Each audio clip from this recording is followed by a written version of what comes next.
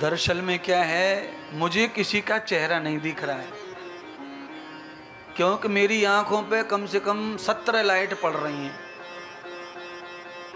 मैं तो अंदाज से कथा सुना रहा हूं।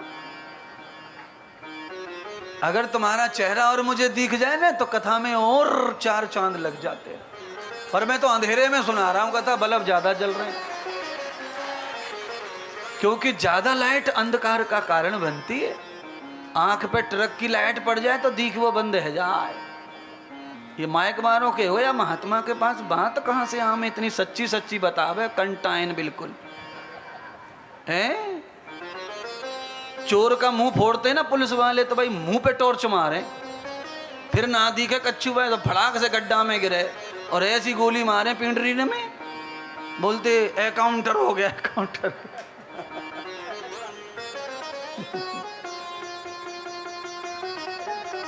टॉर्च आंखों पे टॉर्च ना पड़ती तो हाथ आवे चोर पुलिस के, कहीं सवाल ही ना।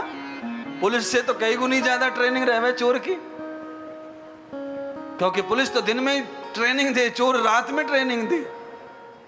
एक अवतार में भगवान मान सम्मान लेके आए, राम अवतार में मर्यादा लेकर आए, मान सम्मान लेके आए।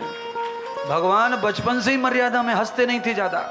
भगवान बचपन में होठों में हंसते थे, अच्छा हंसते थे, मस्त हंसते थे। हैं? कुछ लोगों को आपने हंसते देखा होगा, ऐसा लगे जैसे देवी मैया चढ़ बैठी इन पे।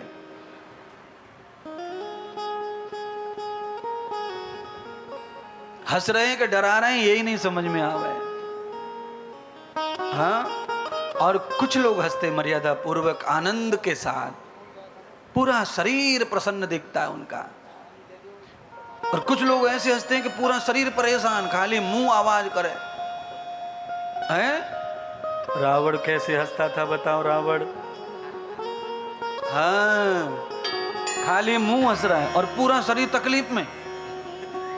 और सच्ची हंसी, मस्त हंसी, अच्छी हंसी कैसी रहे वे, अंग अंग हंसता है, प्रसन्न लगता है, बदन शरीर मनोहर लगता है। इसलिए लोग फोटो करवाते समय क्या बोलते हैं? हाँ, ऐसी हंसी होनी चाहिए कि फोटो खींचने को मन हो जाए। अच्छा, कुछ लोग ऐसे हंसते ही उनका तुमने फोटो धोखे से खींच लिया और बाद में दिखाया तो बस आप समझ लो मैं क्या बताऊं आपको।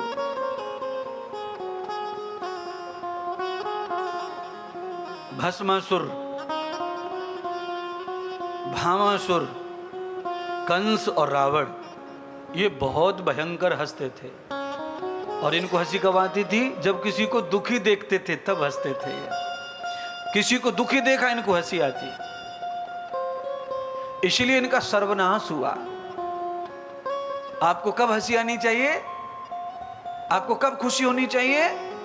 जब किसी के घर में पड़ोस में कार आई है, किसी ने एक मंजिल पर दूसरी मंजिल चढ़ाई है, पहले बच्चे का विवाह हो गया और बेचारे तांगे रिक्शे वाले का बच्चा बड़ी नौकरी लग गया, तब आपको खुशी अच्छी आनी चाहिए। हाँ, ये सुख बोएंगे तो सुख मिलेगा, अगर सुख बोया नहीं है तो सुख मिलने वाला भी नहीं है। हैं? पड़ोसी के घर में बच्चा नौकरी लग गया और लक्ष्मी का बच्चा 3 साल से ऐसी तैसी करा रहा, नौकरी लग नहीं रहा है, तो भगवान को कोस रही है। भगवान को हमारे छोरा के लिए तो भगवान मर गो। बताओ, जो कभी मर नहीं सकता उसको भी मरा मानती है। और नौकरी लगवा दे तो पहली बार इंटरव्यू देने के फट लग गए छोरा। आए है फिर क्या कहने, हमारा छोरा बहुत होशियार हो, हमारे छोरा में बहुत योग्यता है, हमारे छोरा बहुत ज्ञानी हो। बताओ, नौकरी पहली बार में लगी तो छोरा ज्ञानी, और ना लगी तो भगवान मर गो हमारे छोरा का है तो। अरे बदमाश औरत, तेरा लड़का पहली बार में नौकरी लग गया तो भगवान को धन्यवाद दे, औलाद को धन्यवाद दे रही है। भगवान को धन्यवाद दे, औलाद से कुछ भी नहीं हो रहा था, कुछ पिछले जन्मों का, कुछ इस जन्म का। मिल के नौकरी मिलती है, मिल के रोजगार मिलता है, मिल के पैसे आने का जरिया मिलता है, मिल के सुख आने का जरिया मिलता है, मिल के आनंद आने का जरिया मिलता है, मिल के जवान उन्नति सखर पर जाने का जरिया मिलता है। कुछ तो करना पड़ेगा।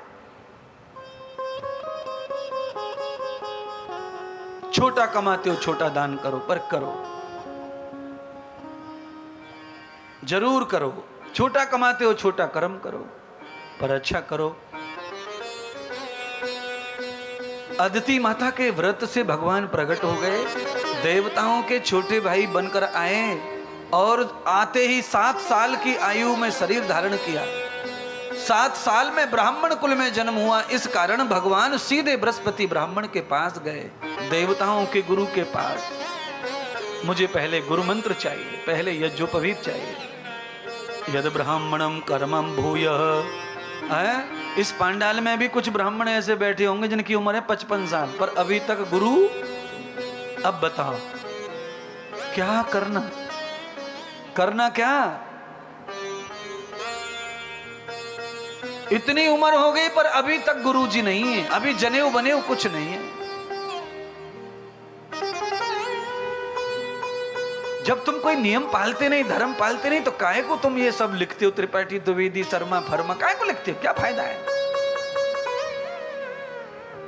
नाम के साथ अगर कुछ लिखना है तो उसके कुछ अंश जीवन में होने तो चाहिए कि नहीं होने चाहिए? अपने नाम के साथ में कोई लिखे थानेदार,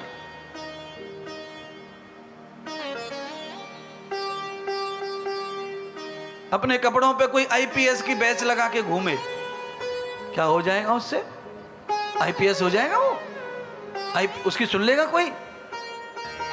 लोग 2 दिन 4 दिन पढ़ेंगे बैच को, मानेंगे कि हाँ भाई होगा, पर जब समय आएगा तब सारी क्रिया खराब हो जाएंगी। इसीलिए क्षत्रिय हो, ब्राह्मण हो, वैश्य हो, शूद्र हो, अगर वो अपने आप को इस तरह का मानता है तो उसे उस तरह की जीवन शैली का भी पालन करना चाहिए। और नहीं तो कुछ मत मानो, खाली इंसान मानो, इंसानियत का पालन करो, सारी चीजें झंझट ही खत्म हो जाएंगे। और मैं कहता हूं आपसे ज्यादा कोई भी सुखी नहीं होगा। फिर आप इतने सुखी होंगे क्योंकि आप सबको मानेंगे तो आपको सब मानेंगे, सब आपको मानेंगे तो सुखी हो जाएंगे अपने आप। कोई न कोई जरूर हमारे दुख में खड़ा रहेगा तो हमारा सुख ही रहेगा, दुख रहेगा नहीं।